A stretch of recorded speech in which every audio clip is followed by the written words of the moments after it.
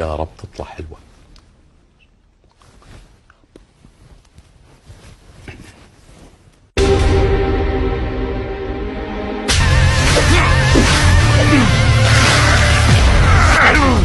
هالمرة بمشيها لك انك ولد عمي دمي ولحمي.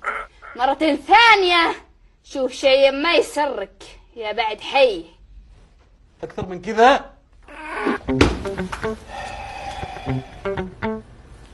يلا صباح الخير. كل يا ولد عمي كل جعله بالعافية بعد حي. شاف توكل على الله. فين؟ لا ما في شيء، عليك بالعافية إن شاء الله. لا تفضلي خذي خيار. كل لا خذي خيار. الله يسلمك. لا ما في شيء، ما اشتغل مع الأسف.